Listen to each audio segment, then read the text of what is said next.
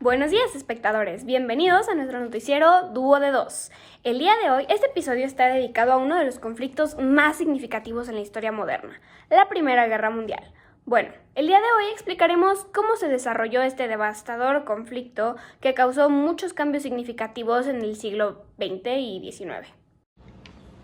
Hola Ale, pues mira, comencemos por entender el contexto previo a la guerra, obviamente.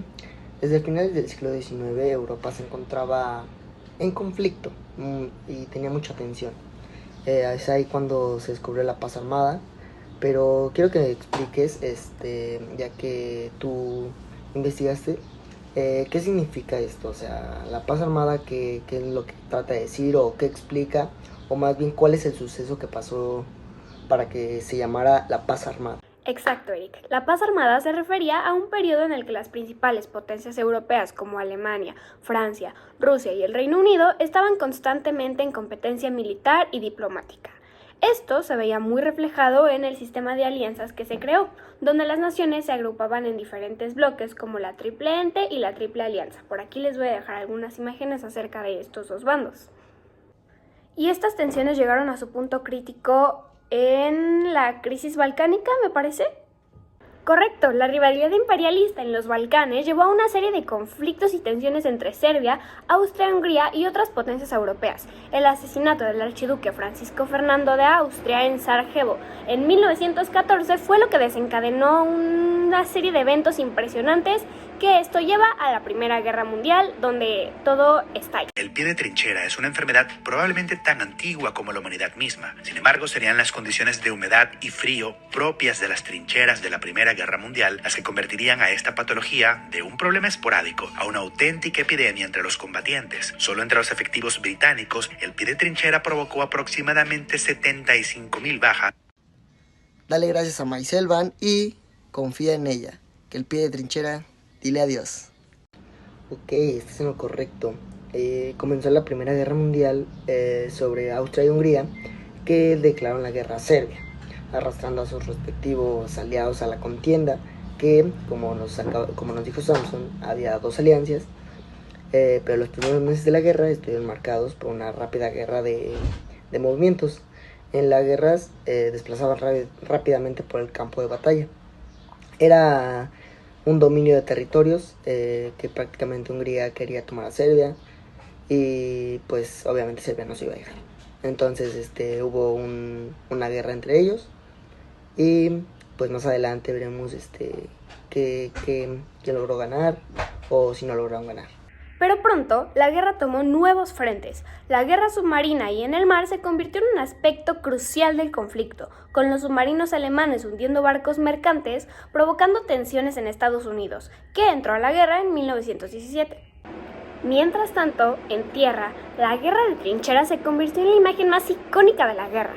Las líneas de trincheras se extendieron a lo largo del frente occidental, desde el Mar del Norte hasta la frontera de Suiza, en una guerra estática y brutal que cobró millones de vidas. Esto no tiene siquiera un límite para cobrar el número de vidas que se estaban llevando este tipo de conflictos y en especial en la parte de las trincheras, ya que se ocasionaron muchas enfermedades como el pie de trinchera y las personas que estaban dentro de estos hoyos morían de frío, de hambre y sufrían muchas enfermedades, como ya mencioné.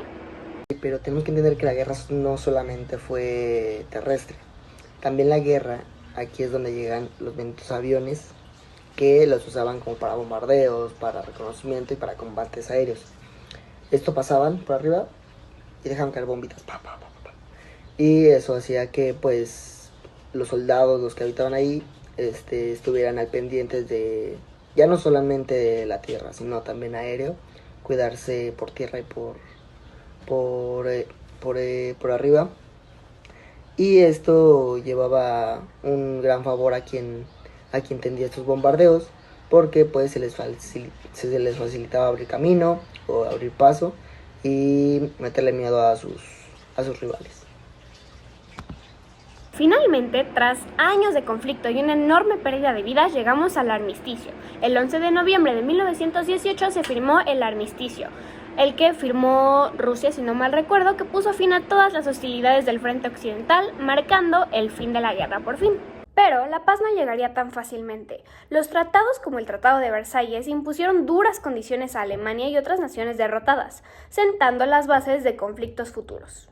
Así es, Samson, la Primera Guerra Mundial dejó un legado de destrucción y cambio que resonaría el siglo XX y más allá. Con eso concluimos nuestro resumen de cómo se desarrolló este importante conflicto histórico. Pero hablaremos de cómo y por qué impactó una parte de la historia contemporánea del siglo XX y la actualidad. La Primera Guerra Mundial impactaría primero de manera geopolítica. Los territorios cambian y los gobiernos igualmente lo hicieron a varios tipos de gobiernos de hoy en día. También nos marca un cambio importante en las posiciones económicas del mundo, ya que tener guerras era muy costoso y a veces imposible de recuperar. Monetariamente nos dejó muchos cambios tecnológicos y a la modernidad pues, para nuestras vidas actuales. Esto quería acabar con... Bueno, no quería acabar. Era egoísmo parte de los países que quería tener más, sin importar si se lo merecían o no.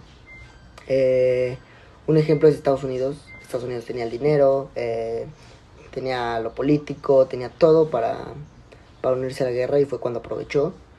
Y pues dominó, fue como el dominante de esa guerra. Pero pues...